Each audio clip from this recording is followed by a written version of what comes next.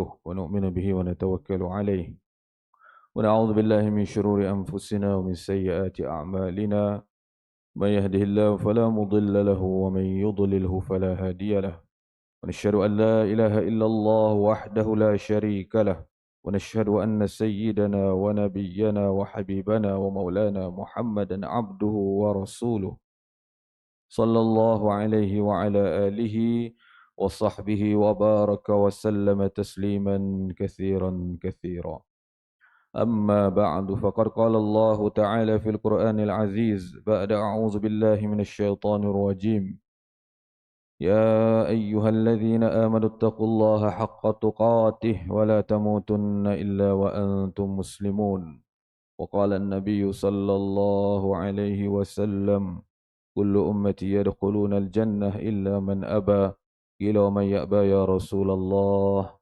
قال من أطاعني دخل الجنة ومن عصاني فقد أبى أو كما قال النبي صلى الله عليه وسلم سبحانك لا علم لنا إلا ما علمتنا إنك أنت العليم الحكيم رب اشرح لي صدري ويسر لي أمري واحلل عقدة من لساني يفقه قولي ولا حول ولا قوة إلا بالله العلي.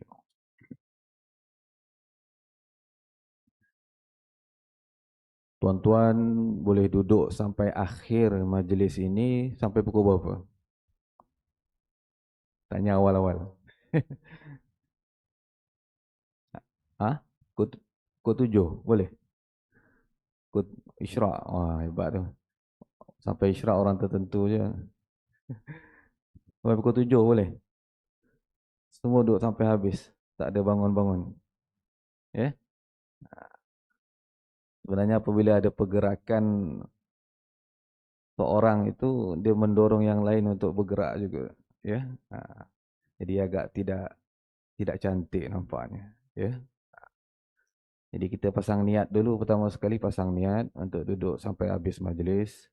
Melainkan ada emergency tertentu, ya, tiba-tiba perut meragam ke, itu lain kes lah, ya. Tapi kalau dalam keadaan sihat macam ini, alangkah baiknya dapat duduk sehingga akhir majlis lah, ya. Sebab dunia ni sifat dia ada mula dan ada akhir. Apabila ada mula, maka dia ada akhir dia.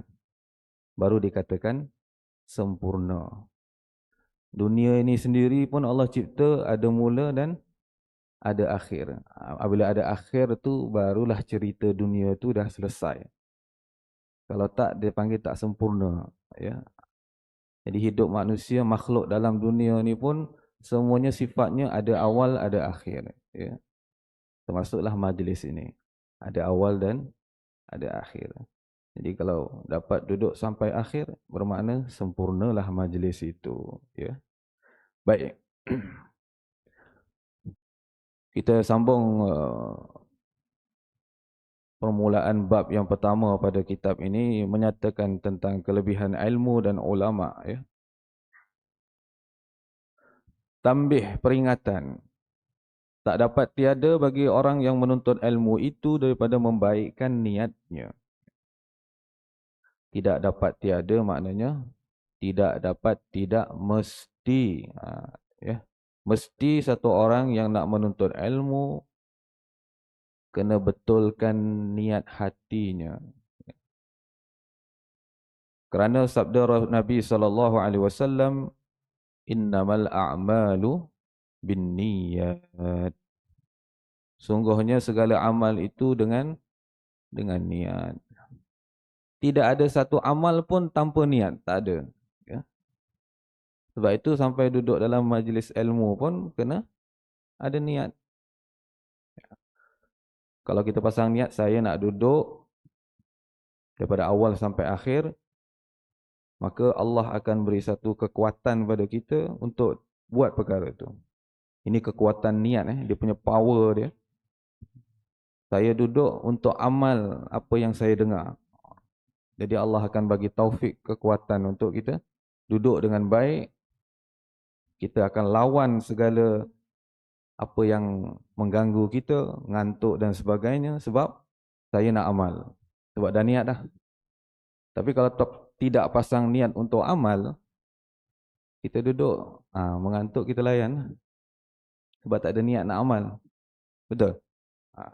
Jadi, niat tu sendiri ada satu kekuatan dalam amal. Sebab itu, setiap amalan penting niat. Sehingga, ada amalan sekiranya tidak diniatkan, tidak sah amalan tu. Betul? Sembahyang tak niat. Puasa tak niat. Tak sah semua. Ya. Kalau duduk majlis ilmu tak niat,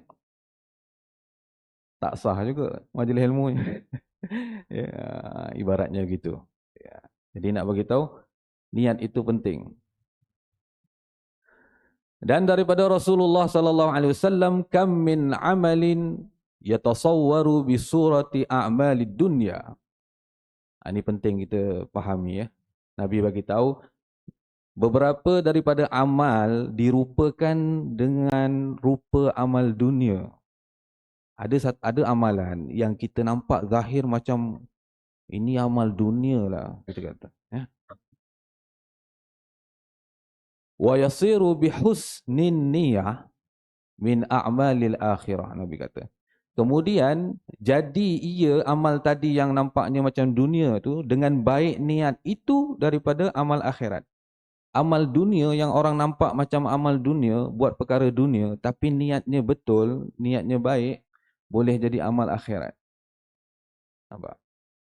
Wa kam min amalin yutasawwaru bi surati a'malil akhirah thumma yasiru min a'malid dunya bisu'in niyah. Sebaliknya, dan beberapa daripada amal dirupakan dengan rupa amal akhirat, nampak macam amal akhirat, buat kebaikan, kebajikan dan sebagainya. Kemudian jadi ia daripada amal dunia dengan sebab jahat niat, salah niat. Amal tu nampak macam akhirat, tapi sebab niat yang salah, jadi amal dunia. Itu penting niat. Kalau tak penting, tak ada masalah. Tapi oleh kerana penting niat itu, sebab ada masalah ni. Amal yang rupa akhirat pun boleh jadi dunia. Ya. Amal yang rupa dunia pun boleh jadi akhirat. Bezanya apa? Niat sahaja. Sebab tu niat ni perlu kita jaga. Maka sayugianya sepatutnya mesti bagi barang siapa hendak berbuat suatu kebajikan, bahawa menghadir akan niat. Kena hadirkan niat. Maka diniatkan dengan dia akan wajah Allah Ta'ala. Maknanya niat kerana Allah, nak dapat redha Allah. Niat akan wajah Allah tu maknanya nak dapat redha Allah semata. Tidak ada unsur-unsur lain. Ya. Tidak ada dia panggil manik-manik. Niat-niat yang lain tu tidak. Jadi apabila niat ini betul, ataupun dipanggil ikhlas kerana Allah, maka amal tu ada satu kekuatan. Tapi apabila niatnya bukan kerana Allah, ada maksud-maksud tertentu, ada tujuan-tujuan tertentu, maka amal tu tak ada kekuatan. Contoh satu orang sembahyang datang ke surau dengan niat yang salah, niat supaya orang pandang dia, orang nampak dia, sehingga orang puji-puji dia, dia nak dengar orang puji dia. Niat-niat seperti itu dia datang surau. Niat yang salah tu, dia datang dan dia tidak dapat apa yang dia nak tu.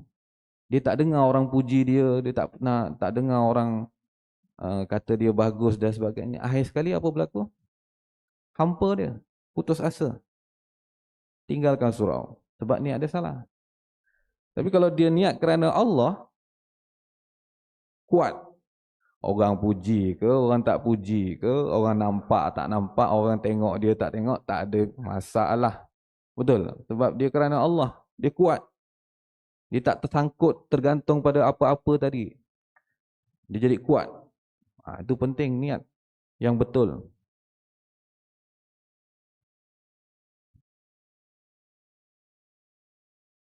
Kerana niat itu kepala segala amal. Banyak kalau kita tengok hadis, diumpamakan kepala. Kenapa? Sebab kepala ni satu anggota yang sangat penting pada satu tubuh. Betul? Kalau kita jalan tengah malam pukul 1 malam, jumpa orang tak ada tangan, okey lagi. Tiba-tiba jumpa orang tak ada kepala, jalan. Kita pun cabut lari, walaupun kaki surau. Betul? Sebab apa? Sebab kita tak boleh terima orang tak ada kepala boleh jalan, tak boleh terima. Betul? Sebab kita yakin, begitu yakin orang tak ada kepala mesti mati punya. Nak bagi tahu apa? Kepala tu anggota yang sangat penting untuk tubuh, untuk memastikan satu orang tu hidup. Sehingga kan hukuman untuk matikan orang dipenggal kepala. Selesai. Kalau potong badan belum tentu mati lagi. Tapi kalau potong kepala, confirm mati. Nampak? Baik, itu ada dalam hadis yang lain, Nabi menyebut tentang bab solat, dalam fadilat solat. Nabi umpamakan solat itu kepala pada badan. Nak bagi tahu pentingnya perumpamaan tu. Seperti ini, niat itu kepala pada amal. Maknanya pentingnya amal tu dengan niat ini. Maknanya kalau buat amal tapi tak ada niat, macam tak ada kepala, tak boleh terima. Maknanya amalan tu ibaratnya tidak hidup. Sebenarnya kepala itu disambung pada badan baru hidup. Amal tu tak ada kepala, amal tu tak hidup, mati, tak ada niat. Nampak? Itu perumpamaan. Iaitu asalnya dan yang lain dibinakan atasnya. Barang siapa membukakan atas dirinya, maknanya semua amal bermula dengan niat. Daripada niat itulah amal tu terbina. Niat ni macam tapak dia. Datang nak sembahyang ni ada niat. Daripada rumah ke surau pun dah niat nak datang, memang nak solat, ya. Jadi apabila niat dah berlaku daripada rumah untuk ke surau, langkah kita tu pun dah dikira. Cuba bayangkan. Hebat niat ni, ya. Daripada rumah dah niat, langkah kita tu pun Allah kira dah. Sebab apa? Sebab dah niat. Ya. Daripada rumah dah ambil uduk tu. Daripada rumah dah ada wuduk tu, sebab memang ambil wuduk tu dah niat nak datang tu, dah niat dah pasal. Sebab itu sejak langkah ke rumah Allah tu Allah kira dah. Cuba tak ada niat, nak kira apa? Nampak? Penting.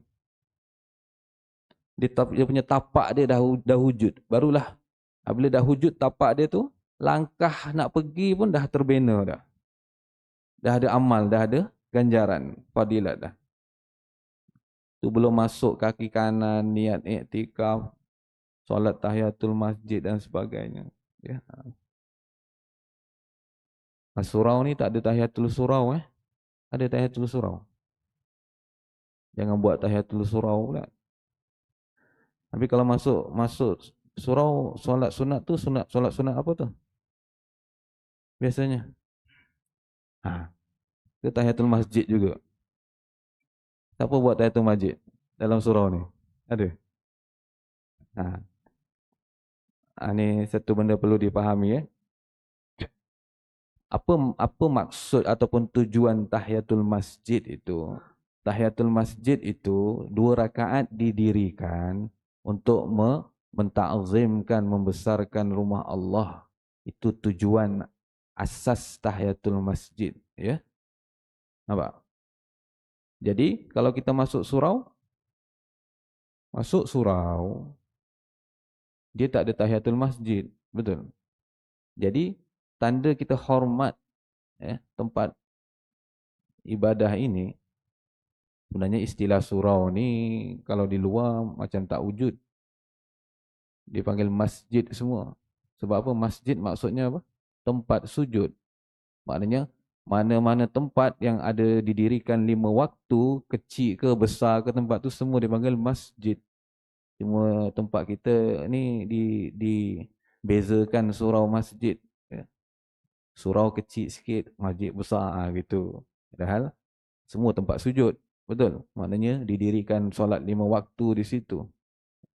Jadi untuk surau, kita masuk solat sunat apa pun, maka terlaksanalah maksud menghormati itu. Ya, bukan mesti tahiyatul masjid, tidak. Apa saja solat sunat yang didirikan ketika masuk ke dalam surau, maka terangkatlah, maknanya tahiyat itu. Ya. Penghormatan itu kita terlaksana. Jadi kalau contoh datang-datang dah azan subuh, terus solat qabliyah subuh 2 rakaat, maka terangkatlah juga tahiyat itu. Maknanya jangan niat 2 niat lah sekali tahiyatul masjid dengan qabliyah, tak perlu. Ya, faham ya? Boleh. Maknanya apa saja solat sunat didirikan ketika masuk ini, maka dah terlaksanalah maksud tahiyatul masjid tu, maknanya menghormati masjid itu. Jadi kalau masuk terus duduk, tak hormat, tak ada adab maknanya. Okey? Itu maksud tahiyatul masjid, tujuannya itu. Jelas? Jelas ya? Baik. Jadi apabila ada tapak, maknanya ada niat, maka di situlah baru amal terbina lah atasnya. Ya. Barang siapa membukakan atas dirinya penat kebajikan, maknanya dengan dia melakukan kebaikan bermula dengan niat tadi, maka dia penat, lelah dengan kebaikan yang dia buat. Maka dibukakan Allah atasnya 70 penat kepada petunjuk. Petunjuk bahasa Arab apa? Bahasa Arab petunjuk. Hidayah. Ya, hidayah. Sebab tu ayat Quran tu, walladzina jahadu fina lanahdiyannahum subulana. Walladzina jahadu fina. Siapa yang bermujahadah, bersusah payah, ya, di jalan aku. Sebelum ni kita dah jelaskan, kalau ahli ilmu mengatakan siapa bermujahadah, bersusah payah di jalan aku, di jalan Allah, dia terjemahkan jalan aku itu jalan menuntut ilmu. Kalau ahli zikir pula, dia terjemahkan jalan aku ni ialah zikir. Kalau ahli dakwah, walladzina jahadu fina, itu diterjemahkan bermujahadah di jalan Allah. Jadi golongan-golongan mereka mengikut terjemahan itu, mengikut apa yang dia nak perjuangkan. Jadi hasil dia apa? Lanahdiyannahum subulana. Allah akan buka pintu-pintu kebajikan, petunjuk, hidayah maknanya. Syaratnya, semua perkara tadi, di situ ada mujahadah, susah payah. Perlu ditempuh kesusahan. Ni nak duduk kuliah subuh ni senang ke? Susah. Susah. Mujahadah ni, nak duduk ni. Lebih-lebih lagi ni tadi ustaz suruh duduk sampai akhir. Aduh, aku tak boleh lari ni. Ya, niat nak lari dah tadi. Tapi ustaz cakap, mujahadah tu. Tengah mujahadah dia. Dia tengah susah payah tu. Itu semua Allah kira tu. Asbab untuk petunjuk, Allah bagi hidayah. Allah buka jalan hidayah. Mungkin dengan sebab dia susah payah duduk sampai akhir tu, ya, kesusahan dia tu Allah jadikan petunjuk hidayah untuk orang lain. Dalam kampung kita, dalam taman kita ni, dengan sebab mujahadah kita ni duduk ni, ya, Allah jadikan asbab hidayat untuk orang lain. Ya, boleh jadi. Tak ada satu amal kebaikan yang di dalamnya tidak ada susah payah. Tak ada. Tak ada. Cakap amal apa yang senang saja. Nak makan pun susah tau, nak makan. Kena suap masuk mulut tau. Ni nak makan. Cuba duduk gini, makan terus masuk. Tu okey. Ni kena mujahadah. Kena ambil dia di periuk masuk ni. Nak ambil masuk mulut. Ada susah payah sedikit. Mujahadah tu. Itu baru nak makan. Belum perkara lain lagi. Nak buat dakwah, lagi mujahadah. Datang rumah kena halau. Malu tak? Antara sebab kita tak nak buat dakwah ni sebab malu. Betul? Jumpa orang, nak jumpa orang kampung sendiri. Lagilah. Kita orang surau sini, jumpa orang taman kita. Lagilah. Tak sanggup muka ni. Betul? Tu antara sebab kita tak berani buat. Betul?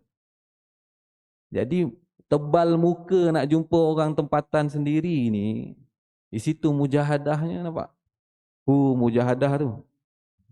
Nak AJK surau pula yang pergi, lagi mujahadah. Jadi mujahadah susah payah, malu dan sebagainya. Di situlah Allah nak tengok.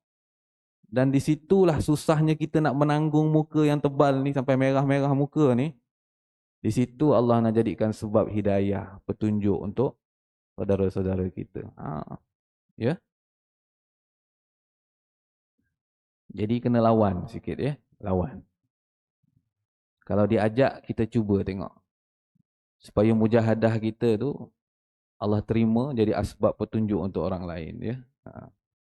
Maka penat kebajikan itu daripada baik niat ya.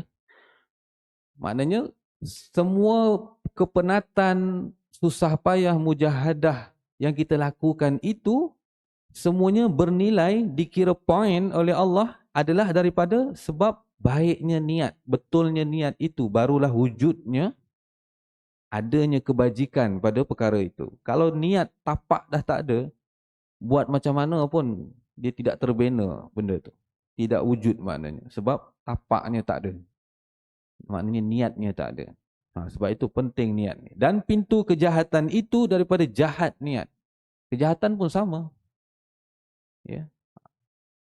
Bermula dengan niat juga kejahatan ni. Tapi kalau niat buat jahat, kalau tak buat lagi, tak ditulis kan? Tapi tetap niat tu pun salah dah.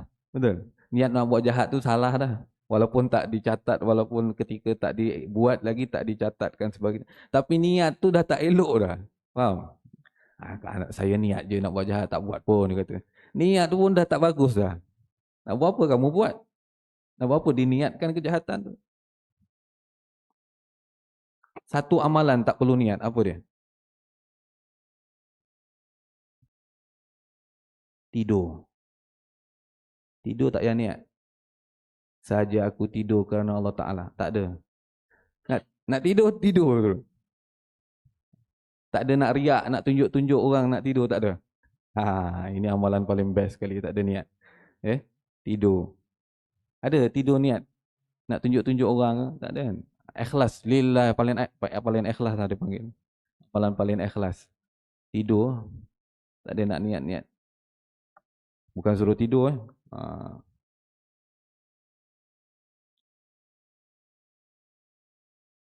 Apa dia kata tadi? Amalan kejahatan pun, dan barang siapa membukakan atas dirinya penat kejahatan, dibukakan Allah atasnya 70 pintu kepada khazlan, yang ini tiada dapat petunjuk. Beza tadi. Kalau buat kebajikan dengan niat baik, Allah buka 70 pintu petunjuk. Dan kejahatan pula apabila dibuka pintu jalan kejahatan, maknanya diniatkan perbuatan jahat itu, dibukakan pintu 70 pintu kejahatan pula.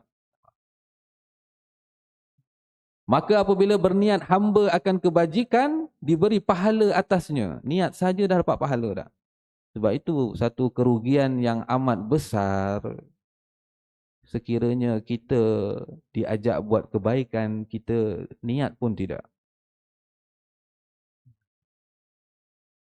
Orang ajak kita buat dakwah. Jangan tak niat tu. Walaupun tahu dia punya impak mujahadahnya. Niat. Niat kan. Boleh. Buat dakwah ni baik ke tak baik? Cuma belum sedia je. Betul? Tapi nak kata tak baik, salah tu. Betul tak? Mesti betul baik. Cuma saya ni kan. Tapi kena niat. Orang ajak kita ni. Orang ajak ni. Hari-hari jumpa ajak. Niatkan. Yang kedua, minta didoakan. Ya.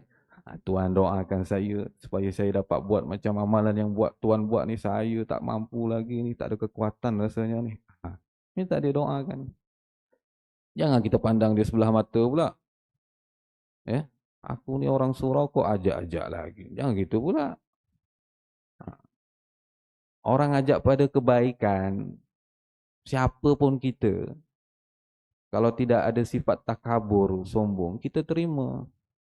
Orang cerita agama pada kita, cerita akhirat, cerita iman, kita dengar, rendah diri, tawaduk, ya. Terima kasih kerana jumpa saya. Terima kasih kerana nasihat saya. Gitu sifat kita, ya. Bukan melenting. Kalau melenting itu takabur namanya, ya, sombong, ya. Orang cakap baik, dengarlah. Tak perlu melenting. Gitu. Boleh? Ya.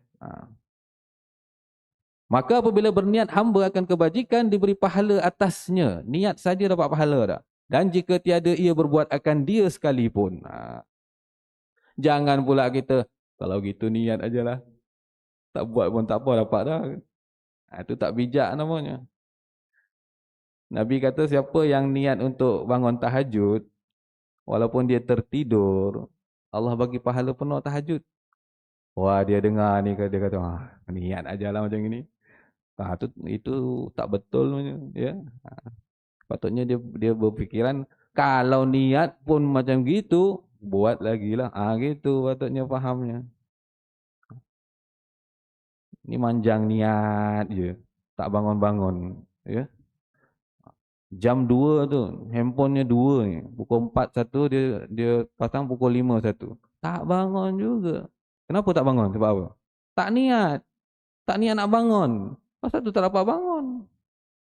Tak niat pun. Tapi kalau niat, tak ada ni pun dia bangun. Sebab dah niat. Betul? Penting niat. Ya? Dan seperti yang tersebut di dalam Musnad Abi Ya'la, bahawasanya Rasulullah SAW bersabda, kalau tuan-tuan buka mata semua pukul 7 tepat kita berhenti. Boleh? Kalau seorang kejam mata, tambah 5 minit. 2 orang, tambah lagi 5 minit. Apa Nabi kata? Firman Allah Ta'ala bagi malaikat hafazah, malaikat yang mencatat ni pada hari kiamat besok, surat, kata Allah pada malaikat hafazah, surat tulis olehmu bagi hambaku begini-begini daripada pahala. Maka kata malaikat hafazah, tiada kami ketahui akan demikian itu daripadanya. Nak bagi tahu, masalah niat ni, malaikat pun tak tahu. Ya, malaikat hafazah ni, Allah kata kamu tulis ini. Malaikat kata, wahai Allah, saya tak nampak dia tu, kami tak tahu dia buat ni. Malaikat komplain gitu. Tiada kami ketahui akan demikian itu daripadanya yang kamu suruh tulis itu, wahai Allah. Nak tulis ni, kami tak ada tahu mereka buat. Ya. Daripadanya dan tiada di dalam suratannya. Tak ada pun dalam catatan kami dia ni begitu-begitu buat ni. Maka Allah jawab apa? Bahawasanya, kata Allah, ia berniat hendak perbuat akan dia. Ada poin. Niat pun ada poin. Niat nak buat dakwah walaupun tak buat sampai sekarang. Dan niat, berapa tahun niat?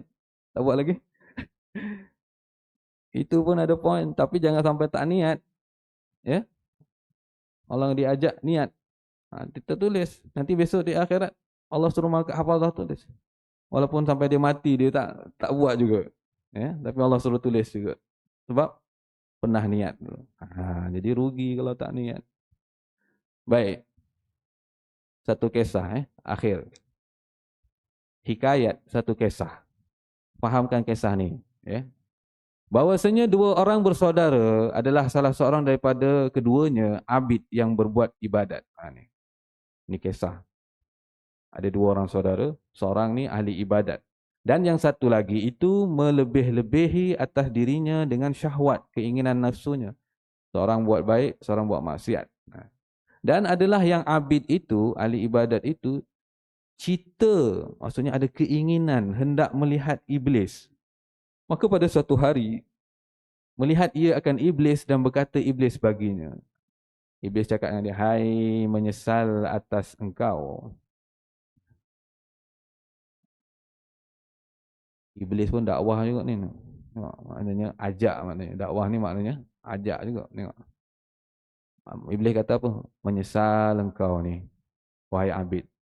Telah engkau sia-siakan akan umur engkau 40 tahun di dalam menegahkan diri engkau. Kamu hidup 40 tahun, kamu tegah diri kamu daripada buat macam-macam. Nafsu kamu tahan. Ah, apalah kamu ni? Nampak ya? Dan memenat akan badan kau penat buat ibadat. Syaitan kata, iblis kata. Padahal tinggal lagi umur engkau ni 40 tahun lagi, baki 40 tahun lagi. Kau tak enjoy pun. Kau tahan nafsu kau. Apa nak jadi engkau ni? Gitu.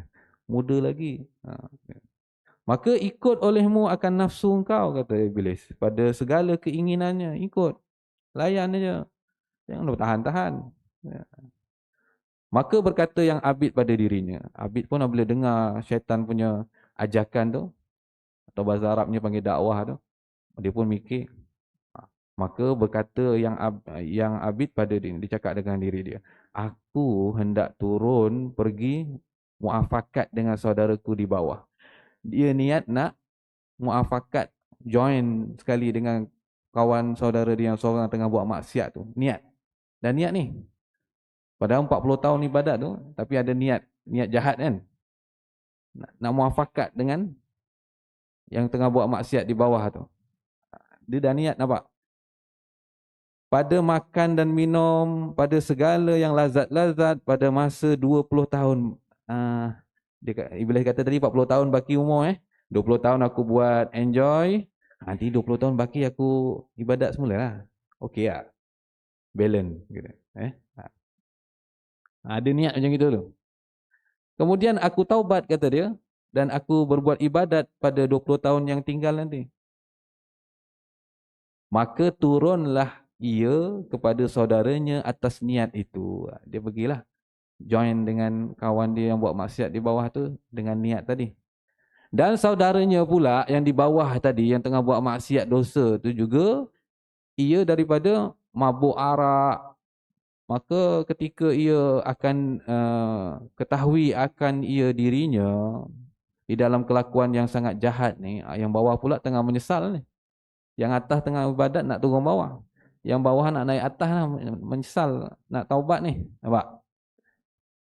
Sungguhnya telah kencing ia atas kainnya dan badannya. Ni orang mabuk ni kalau tuan-tuan tengok. Kerana kencing, ya, dia kencing gitu je.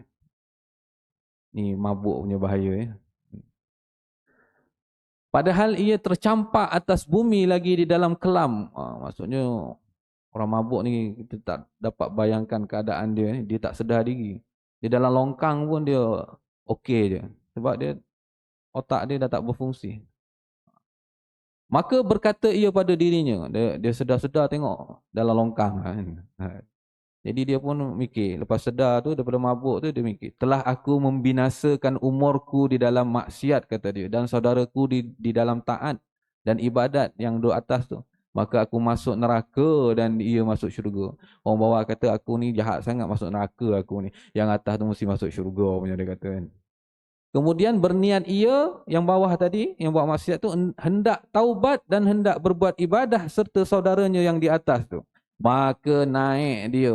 Seorang nak turun dengan niat yang jahat, seorang yang nak naik dengan niat yang baik tadi. Maka naik ia kepada saudaranya atas niat taat dan ibadat tadi, dan turun saudaranya atas niat maksiat tadi, maka tergelincir kakinya jatuh atas saudaranya yang atas. Pam! Maka mati keduanya. Maka dihasyarkan, dihimpunkan abid dan maksiat ni, dihasyarkan, dihimpunkan ia di akhirat besok, itu atas niat taat dan ibadat. Maknanya Allah nilai akhir dia dengan apa yang dia niat. Sebab tu niat ni penting, perlu dijaga. Ya. Faham kisah ni? Faham ya? Tak faham kita tambah satu kisah lagi. Faham? Jadi kesimpulan dia ialah niat tadi. Jadi apa saja perkara kebaikan perlu ada niat yang betul, niat yang baik. Dan sifat niat ni, hati ni ada gangguan-gangguan syaitan, ya. Sebab tu kita kena kuat dengan niat ni, ya. Kena betul niat ni. Sebab niat dah betul pun boleh dipusingkan lagi ni syaitan ni. Sebab syaitan ni sahaja satu-satu makhluk yang faham nilai niat, ya. Syaitan faham apa kelebihan niat. Pasal itu, apa saja kebaikan, syaitan tak izin kita niat pun dia tak izinkan. Sebab dia tahu kalau kamu niat tu dapat dah. Pasal tu kita susah nak tidur malam dengan niat tahajud, susah. Betul? Susah. Nampak macam simple, tapi susah. Nak tahajud, nak tidur malam tu niat tahajud tak buat kita. Sebab syaitan tahu kamu, kalau dia niat ni dia dapat dah. Kalau walaupun tak bangun, syaitan tahu. Pasal tu kita nak niat pun susah. Malam nak bangun tahajud tak niat kita. Rugilah kita. Nampak? Sebab benda besar. Baik. Berhenti Dah janji dah ni. Sarapan siap dah? Ha? Dah. Tak apalah, insya-Allah cukup dulu pagi ni sampai sini. Yang penting masuk Jangan dengar ni masuk Jangan tak masuk boleh bawa balik nanti boleh cerita dengan keluarga semua Bagi tahu isteri ni niat penting ni, betul niatnya Okey. Jadi semoga Allah bagi taufik pada saya dan kita semua apa yang kita muzakarahkan pagi ni dapat kita ambil iktibar, kita amal dan sampaikan. Wallahu a'lam. A'udzubillahi minasyaitonirrajim. Bismillah. Alhamdulillahirabbil alamin. Allahumma shalli wa sallim wa barik alaihi. Allahumma inna nas'aluka 'ilman nafi'a wa qalban khashi'a wa rizqan thayyiba wa na'udzubika min 'ilmin la yanfa' wa qalbin la yakhsha wa nafsin la tashba' wa du'ain la yusma' bi rahmatika ya arhamar rahimin. Walhamdulillahi rabbil alamin. Subhanallah bihamdi, subhanakallah bihamdika, asyhadu an la ilaha illa anta astaghfiruka. Assalamualaikum warahmatullahi wabarakatuh.